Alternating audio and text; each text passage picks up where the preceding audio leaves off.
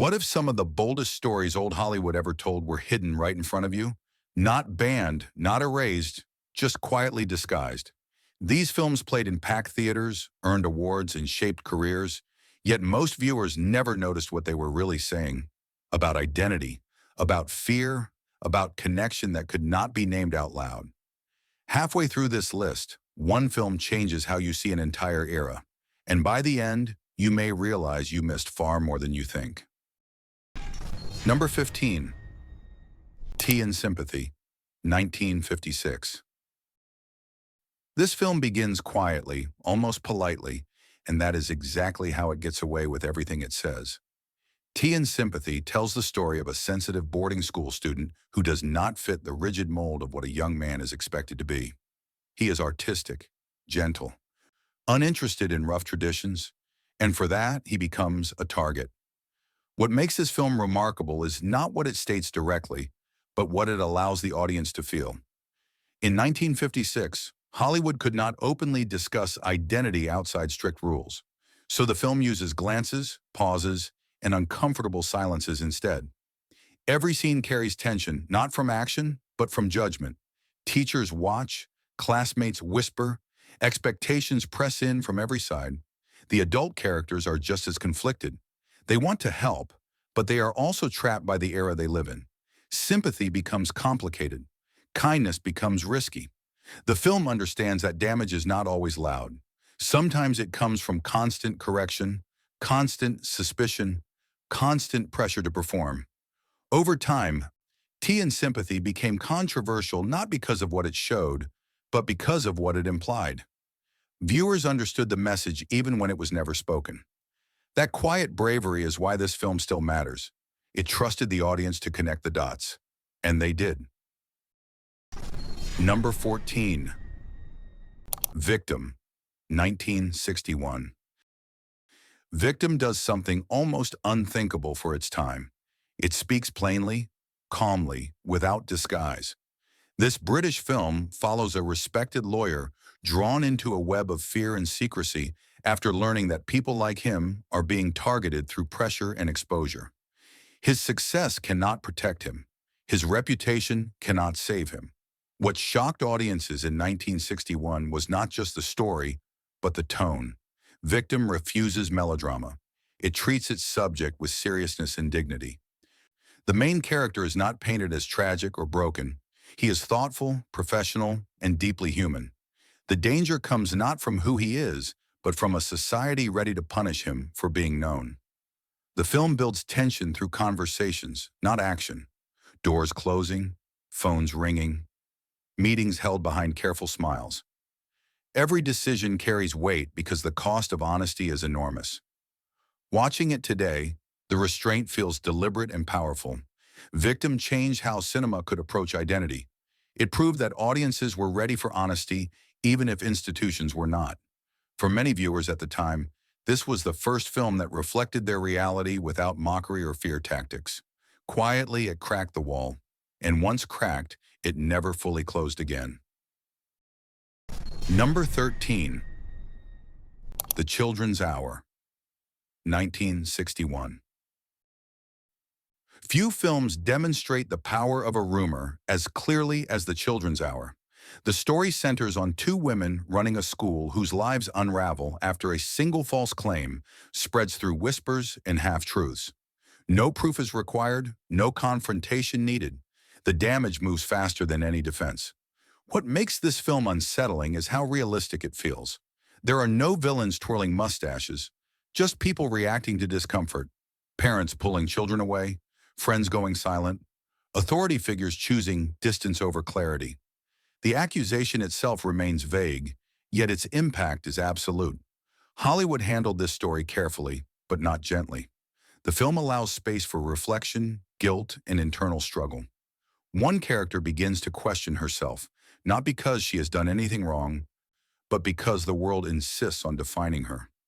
That emotional pressure becomes a real conflict. At the time, audiences understood the subtext immediately. Even without explicit language, the implications were clear. The Children's Hour became a cautionary tale about fear disguised as morality. It reminds us how easily lives can be undone when silence feels safer than truth. That lesson still lands hard decades later. Number 12. Rope, 1948. Rope unfolds in real time, inside a single apartment, during a single evening. That choice alone makes it unusual, but what truly sets it apart is the relationship at its center. Two young men move through the space with an intimacy that is never explained, yet never hidden either. Director Alfred Hitchcock crafted this story with precision. The dialogue crackles. The tension simmers. The connection between the leads feels coded but intentional. Their shared glances, confidence, and control over the room suggest a bond that goes beyond friendship. Audiences felt it even if the script never spelled it out. At the time, this kind of portrayal had to be indirect, but Rope uses implication as a strength. The confined setting mirrors the social constraints of the era. The characters cannot escape the room, just as they cannot openly define themselves. Over the years, Rope has been re-examined as one of old Hollywood's most daring experiments, not because of shock, but because of trust. It trusted viewers to notice, to read between lines, to feel what could not be said, and that trust made it unforgettable. Number 11. Rebecca, 1940. Rebecca is a ghost story without a ghost. The title character never appears, yet she dominates every frame. Her presence lingers in rooms, objects, and memories. But beneath the mystery lies something more intimate and unsettling. The relationship between Rebecca and the woman who remains devoted to her memory carries a depth that feels personal rather than symbolic. Devotion turns obsessive. Loyalty becomes identity. The film never labels this attachment, but it does not need to. The emotional intensity speaks clearly. What makes Rebecca fascinating is how desire is expressed through atmosphere instead of dialogue. Long corridors, careful touches, words chosen too precisely. Every scene feels charged with longing that cannot be redirected or replaced. In 1940, this level of emotional complexity was rare. Rebecca slipped past restrictions by disguising its heart as suspense. But viewers felt the truth anyway. That hidden layer is why the film continues to invite analysis. It is not just about memory, it is about love that refuses to disappear, even when society demands it. Number 10. Suddenly, Last Summer, 1959. This film feels like a confession wrapped inside a memory. Suddenly, Last Summer unfolds through conversations rather than action, but every word carries tension. A wealthy family wants control over a story. A young woman remembers events that others would rather erase. And somewhere in between is a truth no one wants spoken clearly. The film uses suggestion instead of clarity. Conversations circle around a figure who never appears on screen, yet whose presence dominates everything. His life is described in fragments. His behavior is discussed in hushed tones. What he represented becomes the real issue, not who he was, but what he challenged. At the time, audiences understood what the film was pointing toward even without direct language. The discomfort on screen mirrors the discomfort of an era unwilling to face difference openly. Authority figures push for silence. Wealth becomes leverage. Memory becomes dangerous. What makes Suddenly Last Summer powerful is its refusal to offer comfort. There is no neat resolution, no reassurance, just the idea that truth can be buried but never erased. The film dared to show how fear shapes storytelling itself, and that bravery is why it still lingers long after the final scene fades. Number 9. Ben-Hur, 1959. On the surface, Ben-Hur is a massive historical epic filled with scale and spectacle. But beneath the grand sets and famous scenes lies a quieter, more personal story that has fascinated viewers for decades. The reunion between two men who once shared a deep bond carries an intensity that feels unmistakable. The early scenes between them are charged with warmth, pride, and familiarity. Their smiles linger. Their dialogue feels intimate. Then the separation comes, and with it, heartbreak disguised as rivalry. The emotional shift is sudden, but deeply felt. Behind the scenes, the connection was intentional. One actor was guided to play the relationship with romantic depth, while the other was not informed. The result is a one-sided emotional truth that reads clearly on screen. Even without explanation, viewers feel the loss. Ben-Hur becomes more than a story of betrayal. It becomes a story of what happens when connection is denied by duty and expectation. That emotional core is why the film still resonates. Long after the spectacle fades, the ache remains. Number 8. Queen Christina, 1933. Queen Christina arrived before strict rules locked Hollywood into silence. And it shows. Greta Garbo plays a ruler who refuses to be boxed in by gender roles, expectation, or tradition. She dresses freely, speaks boldly, and forms bonds that feel deeply personal rather than performative. One scene in particular stands out. Christina shares a moment of quiet intimacy with another woman. It is gentle, natural, unexplained. The film does not rush past it or turn it into spectacle. It simply lets it exist. That choice was revolutionary. Not because it was loud, but because it was calm. The film treats identity as something fluid, not something that needs justification. Christina is not punished for who she is. She simply chooses her own path. After stricter rules took hold, films like this became impossible. Queen Christina remained as proof that early cinema was once braver than history remembered. It stands as a reminder that representation existed before it was erased, and that makes it essential viewing. Number 7.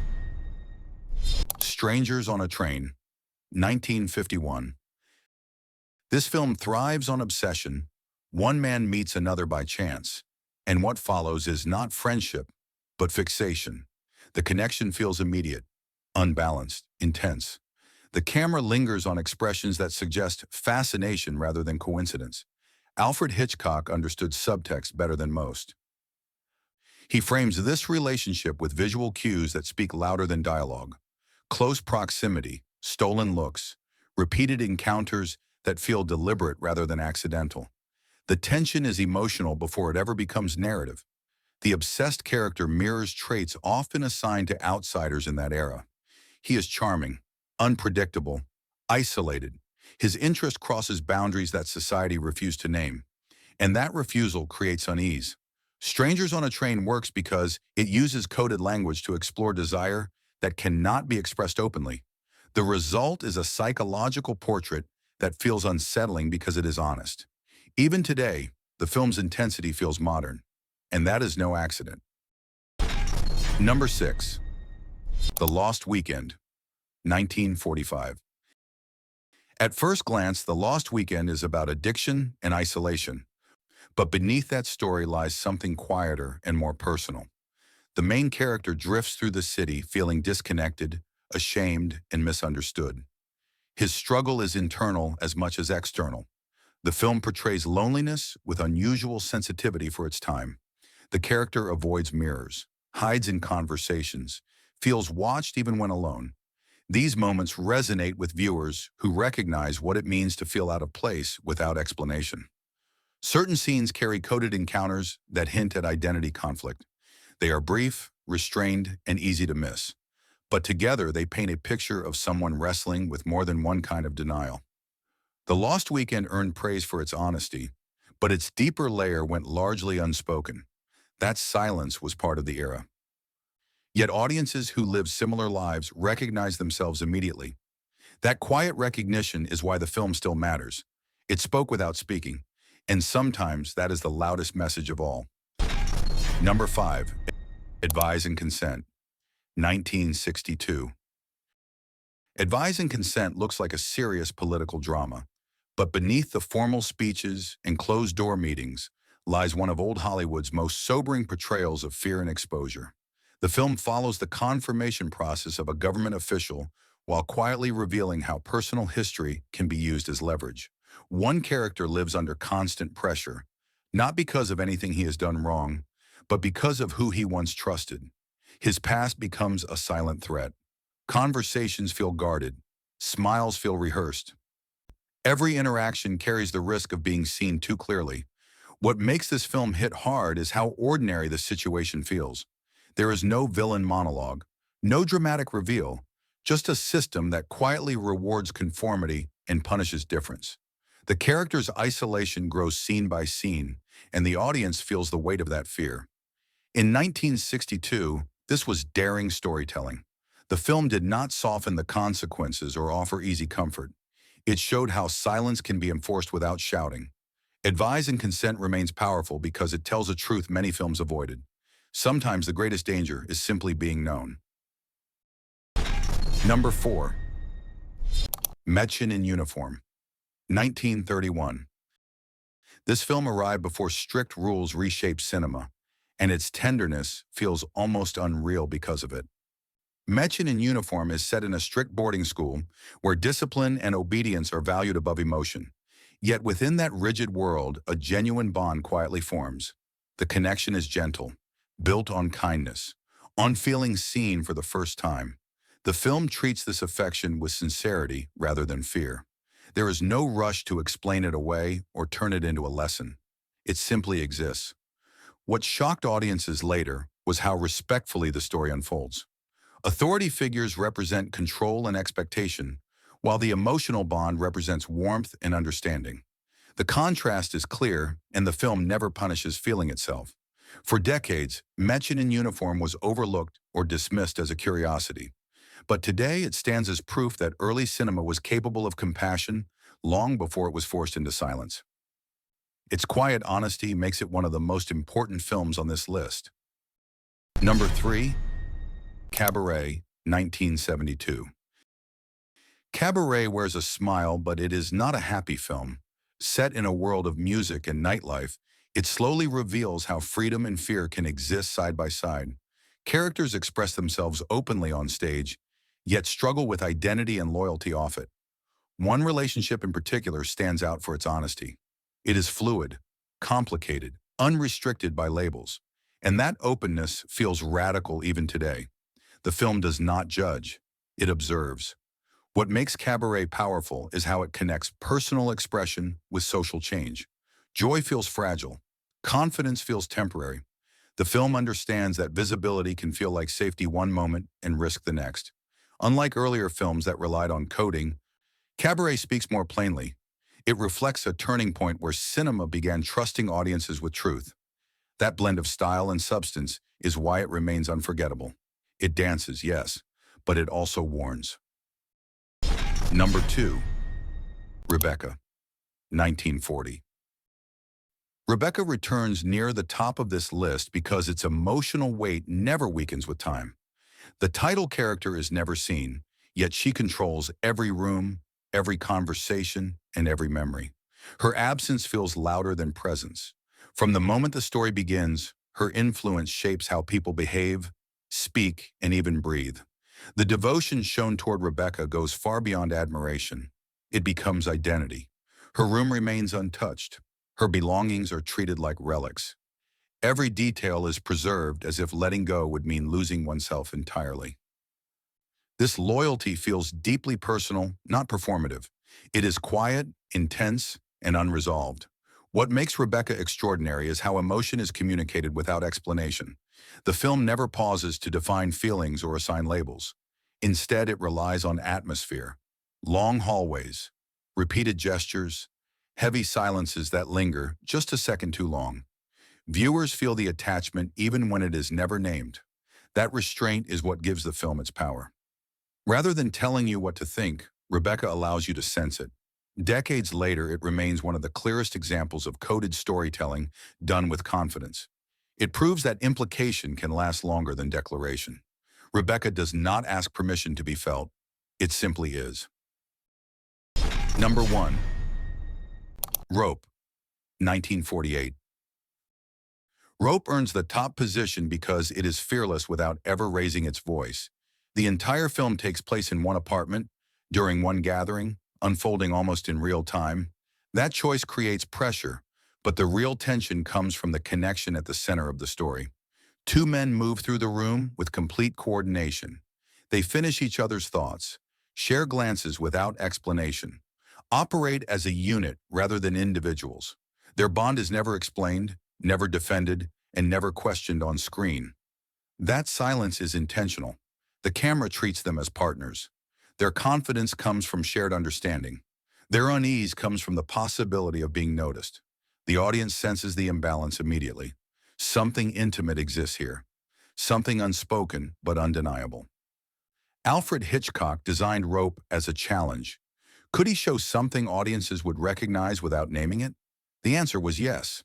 Viewers felt it instantly. That reaction is the film's greatest achievement. Rope stands as a masterclass in suggestion. It proves that absence can be expressive, that silence can be deliberate, and that some of old Hollywood's bravest stories were told between the lines. Rope trusted you to notice, and that trust is why it still resonates. So how many of these did you really miss? Not because they were hidden, but because they were speaking in a language Hollywood once demanded. These films survive by implication, by atmosphere, by trusting the audience to understand without being told. Which one surprised you the most? Which one deserves another look today? Share your thoughts in the comments. Subscribe for more deep dives like this. And remember, sometimes the most powerful stories are the ones that were never allowed to speak out loud.